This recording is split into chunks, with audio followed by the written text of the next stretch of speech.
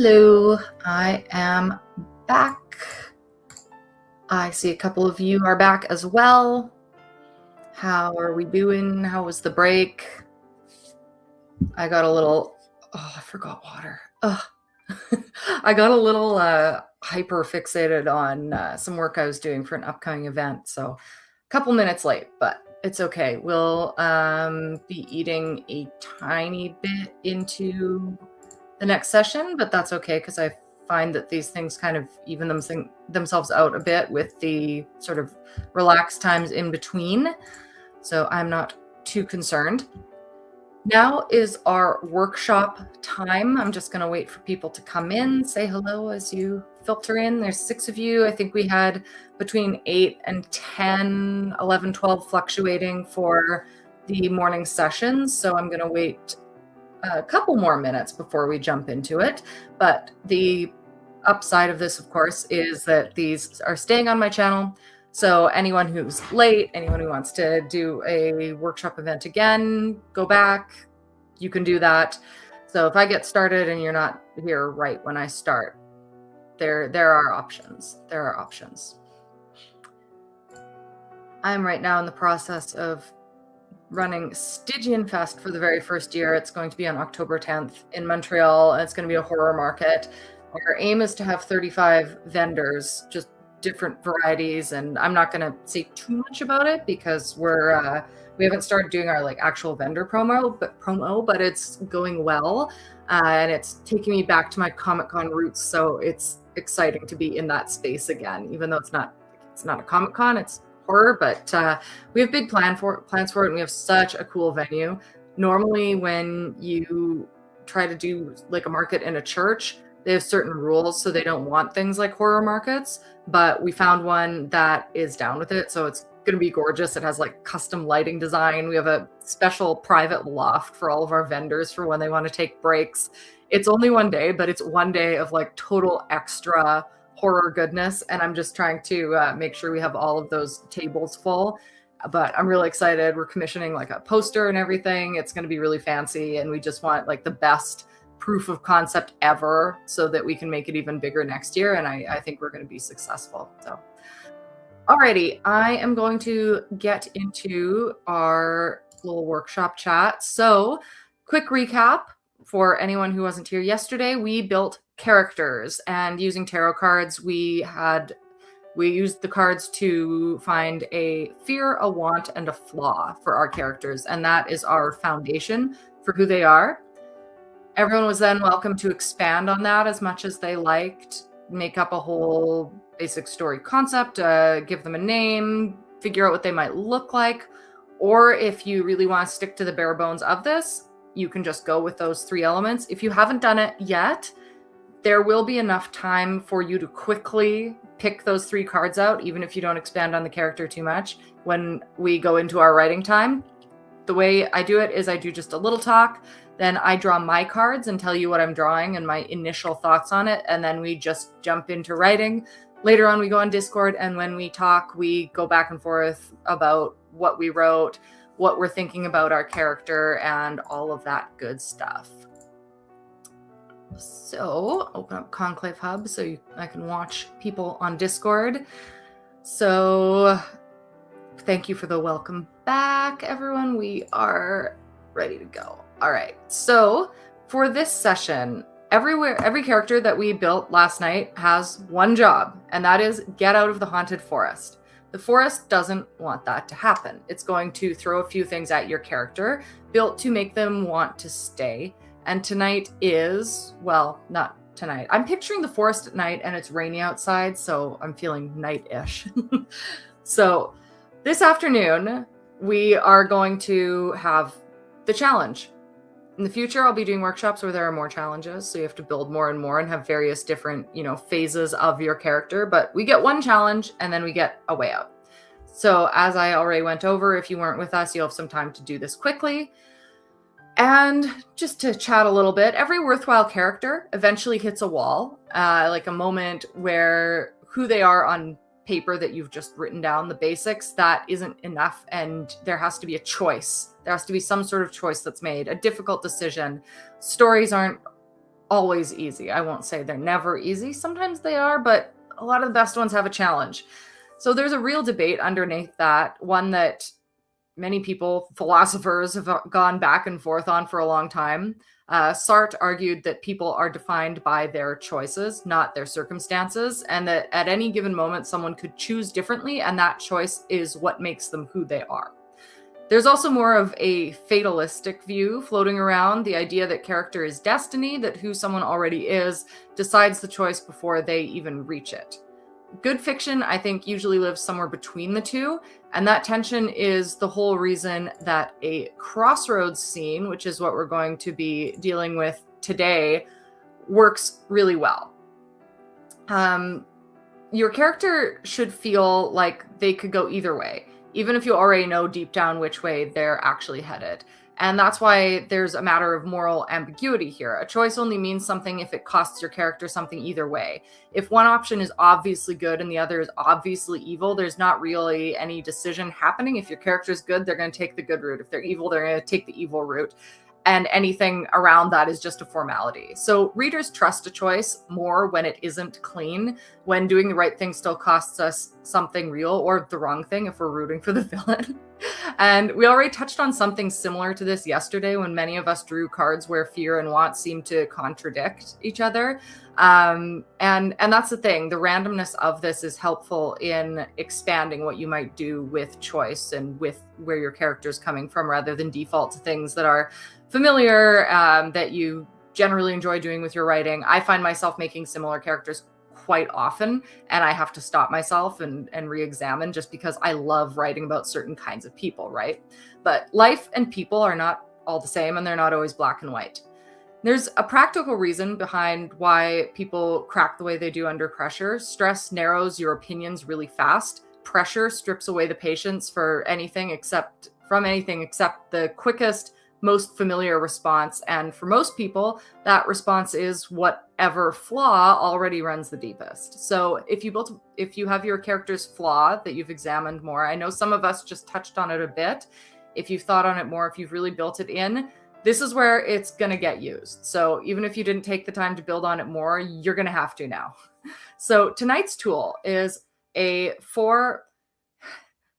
not night, Holly. This is what I get when I do my original note drafts at night too. So we're doing a 4-card spread. I would say it's just a draw this time because we're not actually spreading cards out. If this were in person, we would do a little spread. And we're just going to pick in order rather than have the spread. So this is a Crossroads spread with 4 cards and 4 questions, things to ponder on. The first is going to be pressure, and that's what's actually forcing this moment to happen right now. The second is the pull, what your character wants to do relating to their want, the thing that's pulling them. The third is the cost, what they lose either way, no matter which direction they go. And the fourth is the turn, which is what they're going to do when it comes down to it. So you're going to kind of have your whole story be told, but it's up to you how that is told based on your character, because this is a lot more similar to real life, I find. We have the cards we're dealt, the choices that we make, and the things that we want. Sometimes we can't control that. The cost, we can't always control that. And what we do, it might not always be what we want to do in the end. So one thing worth saying before we start is that the pressure card, it doesn't have to be a circumstance like a collapsing bridge or something like physical. Anything can really work just fine. So open your mind up when you get that card. It can easily be another person, someone in the forest with your character, someone that's from their life outside of it. Character-to-character conflict is a big enough topic that's probably going to get its own series down the road. So tonight, let's keep the focus on what your character does within that pressure. And we'll get properly into 2-character conflict another time, perhaps on Discord on Sunday night, as we've been discussing a little bit. All right. So we're going to get into it. I'm going to pull my cards and give you my initial thoughts, and then we are going to jump in with a 30-minute timer, which we might extend because we do have an hour and a half for this session. We are going to be going into, I believe, an hour and a half. Yeah, so we're going 2 until 3:30. So if we want more time, we'll decide after that initial 30 minutes. And yeah, I'm just checking in on a little bit of chat first. Sounds pretty cool. A dark and stormy night in the haunted forest. Yeah, like I'm picturing all of this happening at night, and it just so happens that it's completely gray outside. All right, so I posted the link already on YouTube. I'm gonna drop it in Discord again. This should be this is the direct link with reversals. So that is going to be good because there's conflict here. You don't necessarily want everything to be a non-reverse card. So my first card that I'm pulling is the King of Pentacles upright. So not a reversal.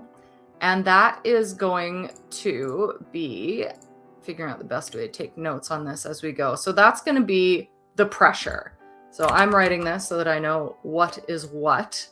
And I recommend that you do the same as you get into this. So I have my little rundown about my character, what he's doing. So pressure is King of Pentacles upright.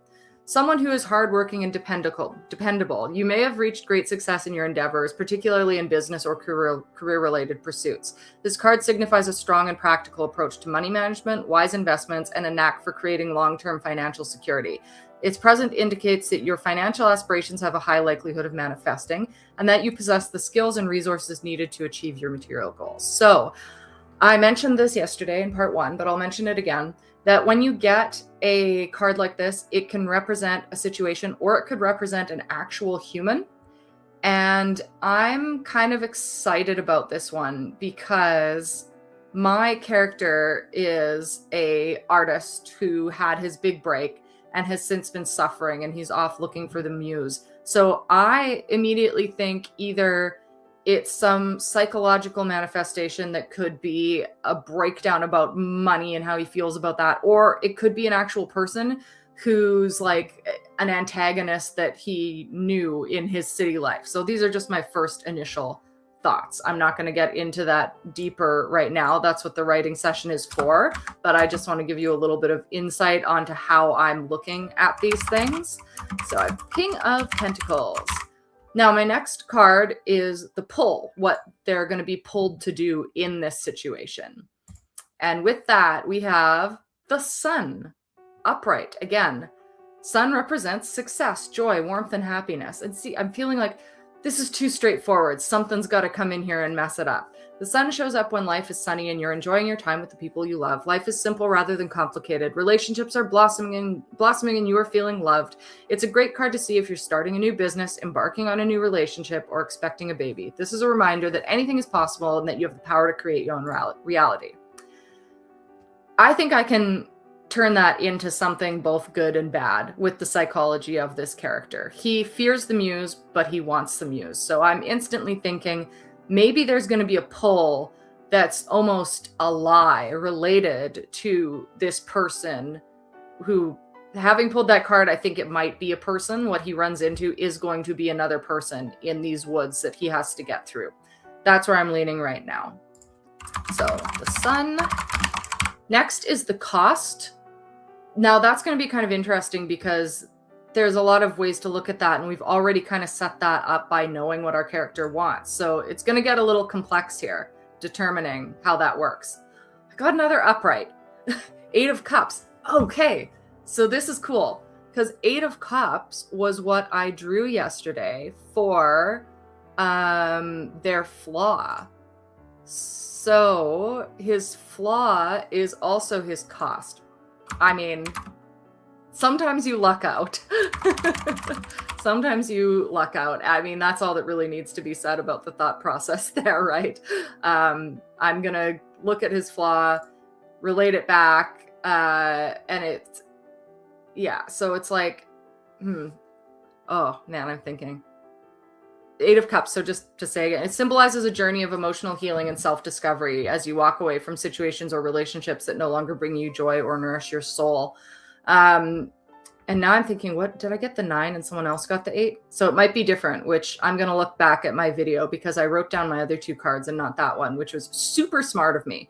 Either way, we've got Cups and all of my cards were Cups. So instantly this is relating really well to the foundations of my character. And there's a lot that I can do with this. This Eight of Cups is about, a decision to leave the familiar behind being daunting. And it reminds you that it is essential for your personal evolution and ultimate happiness.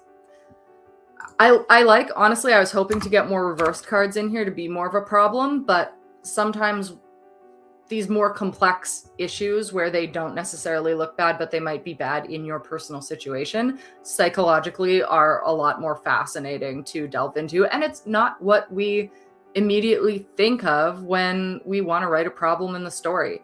What if there's stuff going on in someone's life that is overly positive, good decisions that they make, but they're having trouble making those good decisions, even if they seem really, really obvious. Moving on, we have the turn, what they actually do when it comes down to it. Now, if this one's reversed, this is going to add even more trouble for me. So let's see. Okay, not reversed. We have the Empress, upright. Feminine power, abundance, and fertility. A powerful symbol of creativity. Okay, my character's an artist. It encourages you to tap into your creative energy, nurture those around you, and embrace nature. This card reminds you that you are blessed with abundance and prosperity is within reach. All you need to do is embrace the nurturing and creative energy within you, and the universe will provide you with all the abundance you need. So I'm glad that I got all of these upright cards, because I think it's an interesting case study to look at when you are pulling your cards, that this might be the case. You might get a lot of cards that point you toward positivity. So you're going to need to look at these cards and meditate on them and think, how do these become a pressure, a pull, a cost, and a turn within those cards? Maybe even not treat them as so separate, maybe ensure that they're all relating to each other in some way. There's a lot to ponder on, and just, I don't know. I'm going to have to think a lot when I'm writing this, I think. And I'm excited for that because it is more fun that way, even if it's like, oh God, I have to brain now. So with that, if that makes sense to everyone, which I'm sure it does, it's the hard part is not the exercise, it's the doing, not the mechanics of the exercise, it's the doing. I am going to put up our timer and just get this loaded here. And like I said earlier, I'm going to get some new music for a final day tomorrow, just because all of these songs are fairly short and they're feeling a little repetitive to me, even though they are nice. So if you're feeling they're a bit repetitive, don't worry, we'll have new stuff for tomorrow. And I'll drop those songs in the Discord chat too for anyone who wants them. Okay, speaking of the chat, so do we pull different cards? So you're pulling 4 different cards, and yeah, via that link. And that link will also include reverse ones, so that you're not just getting upright cards all the time, which you still might, because I did. Yeah. I will also drop the text explanation in the Discord chat when I go into the timer, just in case anyone did miss it. So yeah, upright and reverse tarot cards, it just, what they mean, Desiree was asking, it means that when you hit the draw button, it might be upside down, or it might be the other way, and they tend to mean the opposite of one another. So when you draw a card, it can mean something, you'll get one card that means abundance, and then if it's reversed, it's still related to abundance, but it means that you are experiencing like a lack of that. And the reason people look at those as negative is because often they seem that way, but usually they're just vehicles for growth. So when you're doing your tarot reading, like the one that I usually do is a Celtic cross. So you get a whole big picture on what's going on in your life right now. And it's related to like what has just happened in the past, like what's past you, what might come to pass in the future, your fears, wants. It's similar to this, but it's larger. And that's probably what I would use in a larger scale workshop. So yeah, sometimes you get reverse cards. And when you see a reverse card in your reading, you're usually like, oh gosh, this is something I have to deal with, isn't it? So that's the gist of reversed and upright cards. Each have different meanings, but you don't have to think too much about both sides of them in this exercise, since on the app, you're just going to click and you'll get one or the other and it'll immediately tell you what it is. But you'll see if you pull a reverse card that it's going to sound a little bit negative some way. So yeah, no, the summary is completely updated. You'll see the reverse description because the descriptions are all very different for each card. So all you have to do is pull away. The reason we want the reverse cards in there this time for sure is because we want the chance to throw some curveballs, even if for me the curveball is having all upright cards. Okay, so I think we're sorted out here. Okay, I am going to get our timer going. Really looking forward to seeing how everyone reads these challenges and what they get, and seeing what I can do with mine too, because oh boy, it's interesting. Okay, see you all on the other side.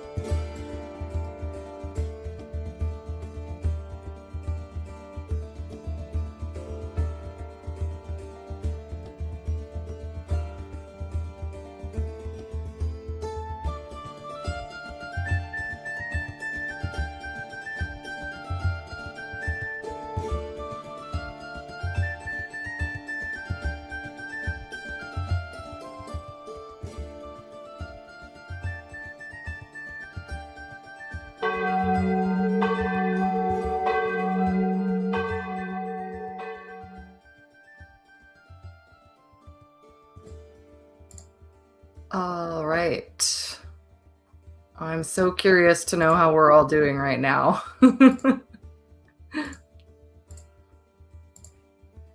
I wrote most of mine. I didn't finish it though. So, like I said, we might get an extra little 15 minutes in after we check in. I'm not going to do a full other half hour, but we do have the time. So, let's check in, see where we're at, and if everyone wants another 15 minutes to work on our characters' run-ins in the forest, we can keep going. That's good. Oh no, AJ, your hand cramped from writing. I'm glad it's going well though. You handwriters, I love handwriting, but I could never in challenges. Not that I guess this is a challenge, but there's some level of timing to it. I'd just be too panicked.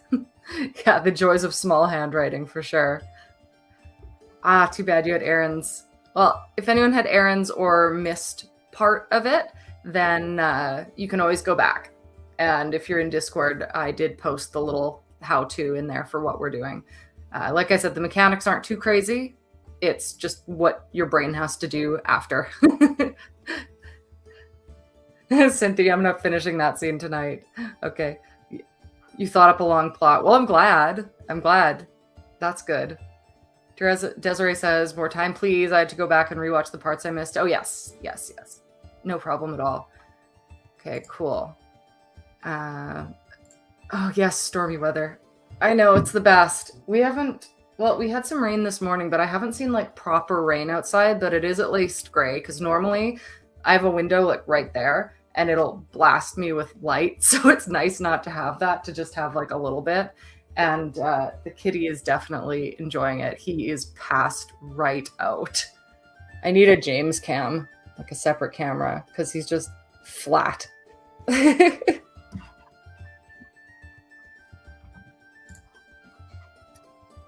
It's true. There's just a moodiness. At the beginning of this video, I kept saying tonight, and I'd written notes like during the evening, and I keep picturing the forest as night, but it helps to have that sort of calm, grayer sky outside so that it doesn't, I feel more creative and cozy when it's not super sunny.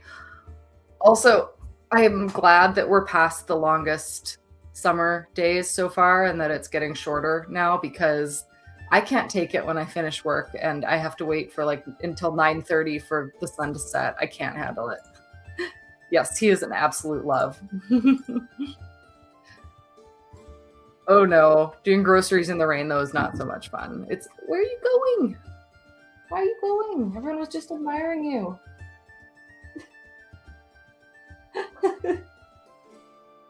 He's got an automatic feeder and he has a sixth sense about when the food's going to come down, and I think it's going to come down right now. Michelle would love to see a James cam. Yeah, I know. That would be great if I have, because right now I obviously stream in my room. One day, if I have a studio, then I'll have to like bring Cat to hang out with me and have a proper little like cat cam in a pop-out window. Oh yeah, Cynthia. So main problem here is that this was supposed to be an exercise for one character and they ended up creating two. So yes, that is going to be fairly complex. It's not the worst thing in the world, but it's going to be a little different. The thing with this is there's so much scope for it to be totally different for everyone. So I think that's kind of the fun part of it, right? We have a vote for the long days.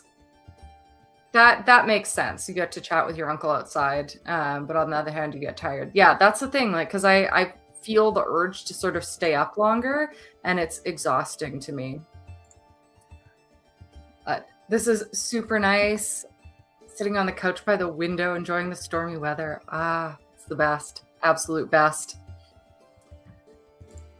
And also that, yeah, like my curtains are pretty much all right. I like to have them a bit open for the cat though, because I have a, I guess I can turn it around. My room's not too much of an unholy mess.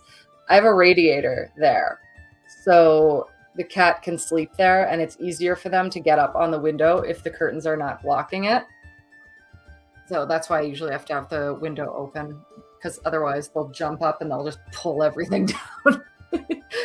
And I sacrifice my life to cats. That is nice though, setting the whole mood of the place. I have some moody lighting that, I don't know, maybe I'll put it on at some point, because it doesn't really work right now though. If I do nighttime sprints at some point, I'll try to build some more mood in here. I've been doing my best. That is so cute. Yes, it's great. Cat cams are the best. Everyone loves seeing a cat, especially when they're just like flopped out on the bed. So cute. Maybe he'll come back in and I can hold him again. But he seems very busy right now. Very, very busy with food. Very important. Desiree, the way the cards are falling is very interesting. This character seems to really just want to do the right thing and have just as in justice, not as in only things. And the right things happen for everyone, but it's consistently battling inner demons that keep their sense of self repressed, which is preventing them from their desire to help everyone around them. That is super interesting. Best kind of character conflict. All right, so we're at 3. I'm going to, I guess I can say sort of what I started doing with mine. I was trying to decide if I would do that at the end or not, but I'll give an update now, and then we'll go into our final 15 minutes for this workshop.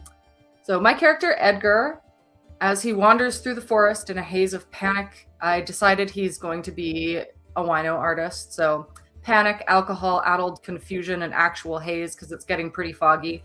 A figure comes into view. Squinting, he sees none other than his friend Robbie, who hooked him up with his agent a year ago and sent him into this spiral in the first place. There's something about Robbie, like he's not quite him. Standing there, he appears more resplendent than ever, a perfect representation of what Edgar sees him as, a symbol of wealth, security, discipline, and abundance. This is the King of Pentacles. Pulled towards the glow about him, the sun, this shade of Robbie tells Edgar that if he simply comes with him, stays in the forest, then he'll give him everything he could possibly ever want. Warmth, success, vitality. Just beyond that gnarled cluster of trees is the exit from the forest. All he needs to do is follow, and he will be free to go and work with Robbie. You see, Robbie's found a new angle with his art, a particular AI tool that's been taking the world by storm, a tool that will cure Edgar of his creative blocks.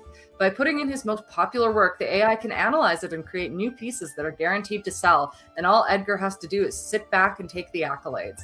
This is the easy way out, the path to glory. But as Edgar begins to follow Robbie through the fog, something stops him. What is the cost? While abandoning his original dream, his mission to find the muse within himself again, by walking away and letting go, would he truly be solving anything, or be left feeling even more disappointed with himself for being pulled entirely into the escapism of success rather than becoming something more? And I haven't come to the turn yet, which is the Empress. And there's that feminine element of beauty and nature, nurturing and abundance. So I'm thinking that he sees a second figure in the forest, which is his mother. And yeah, that's where I'm at with that, which was kind of interesting because of all the positivity. But the thing is that Eight of Cups was really helpful, because it has that, abandoning something and walking away from it, but that's not always good. The thing is, I want to if I were to properly write this out, because right now I'm just plotting, right? It's just a basic plot that I'm using with these pain points. I would want to dig into the flaw a little bit more. So it's not going to be a simple back and forth. If I flesh this out at some point, there's going to be a lot more difficulty, because he really has that flaw where he doesn't want to do the work. But I think even with this character, my theory on him, because at one point he wanted to be a good artist, right? And his original goal was not to defer to AI, it was to do something real and bring the muse back to him.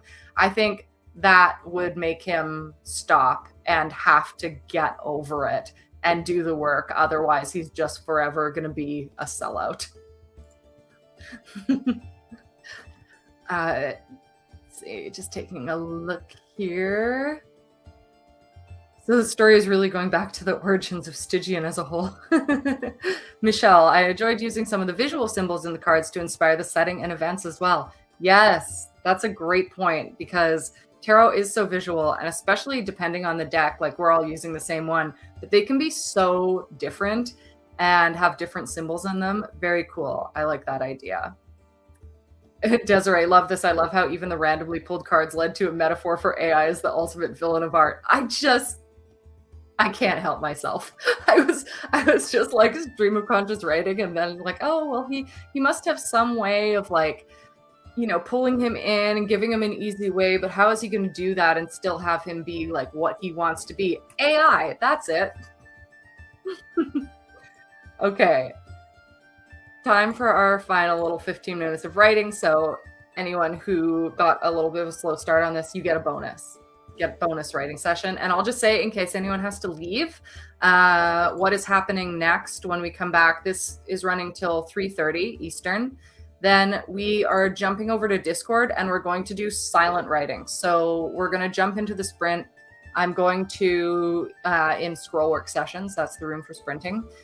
And I'm going to just set a timer for an hour and a half, and we're going to be doing a long session of body doubling. So obviously within that, if you want to like take a little bit of a breather, you can do that too. It's just a low energy co-writing space for tired brains and quiet drafting. And we get a self-care hour, dinner break, and come back for games at 7 p.m. So that is what will be going on after. So if you have to leave at any point in the next 20 minutes, just make sure you join Discord, because that's where we're going to be. This is my last session on YouTube and Twitch for today, and I'll be moving to Discord afterwards. I'll throw up my 15 minutes right here.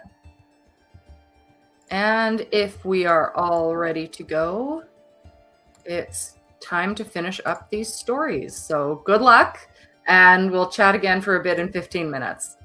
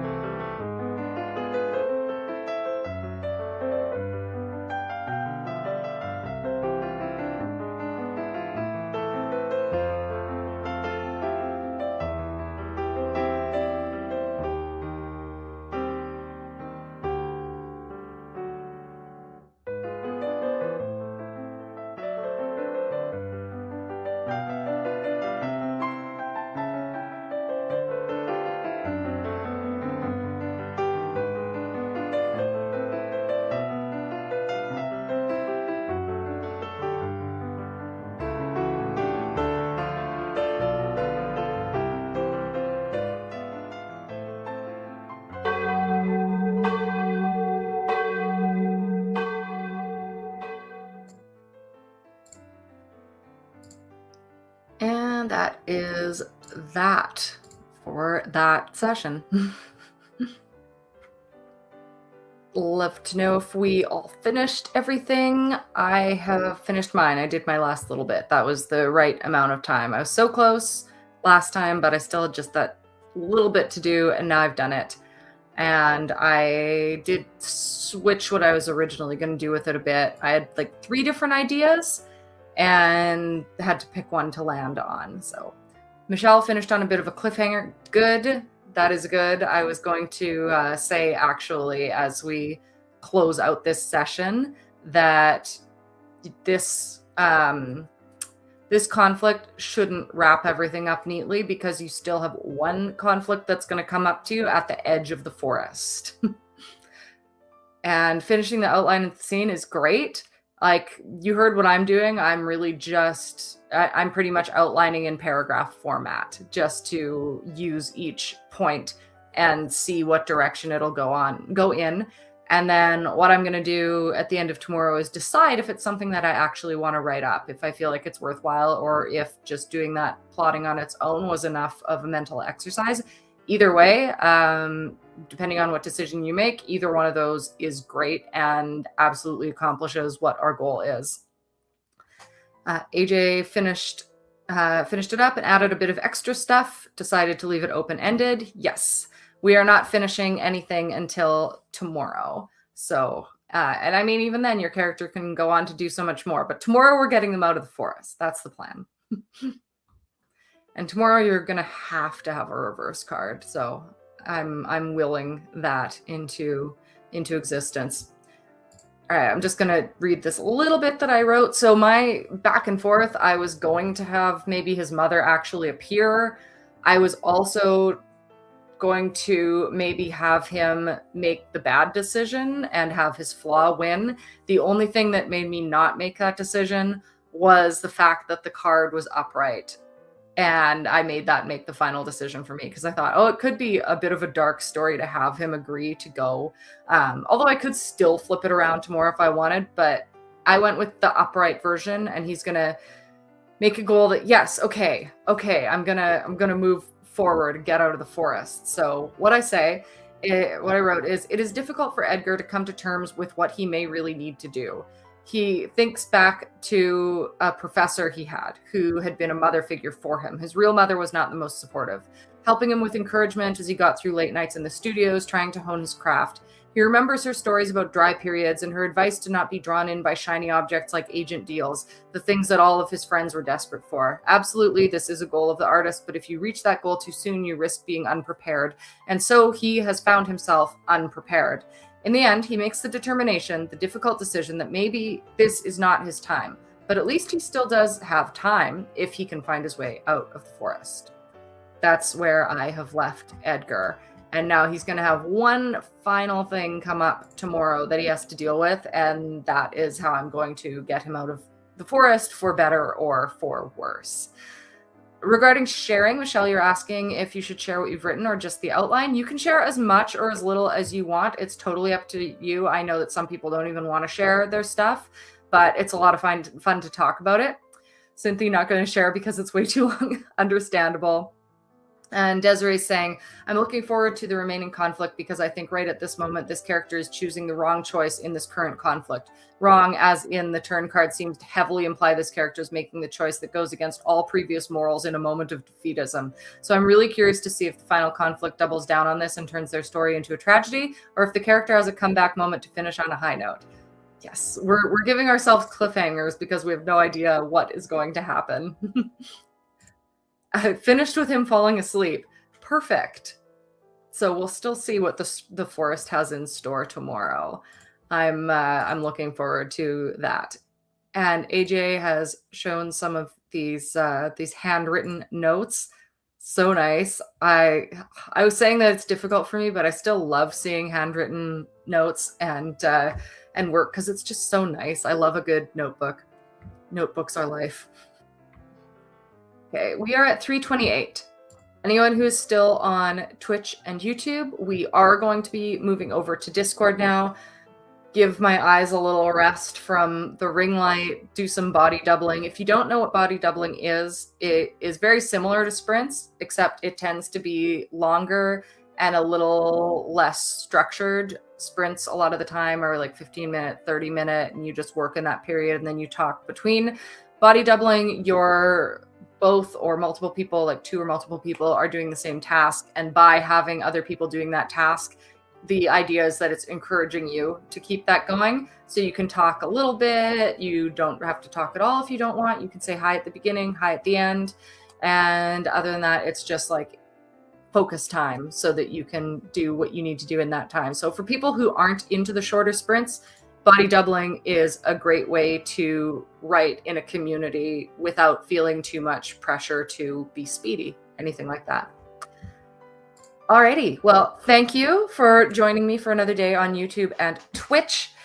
Please join the Discord. The link is in the comments, so if you are not in there already, it's easy to get in there. If you're watching this back later, I think it'll last like 24 hours, but if you can't use it, like if you're watching this back a few days from now and you find me and you're not in Discord, just comment and I'll give you an updated link. I'm happy to share it. It's a great community. We have a lot of fun in there. As you can see, as you can hear, there's a lot going on in there, a lot of discussion, great writers, super friendly, and yeah, I can't talk it up enough. It is an awesome place. Okay, I'm going to sign off from here. I will be back on YouTube and Twitch tomorrow morning at 10 a.m. We're not going to have the, rundown kickoff tea. We're going to jump straight into writing. It's going to be a slow morning session from 10 a.m. to 11:30, and the final part of the workshop will be 11:30 a.m. Eastern. And I hope to see you all there. Until then, I will be on Discord back tomorrow, and I hope that you are having a day that is just as wonderful as you are. Bye.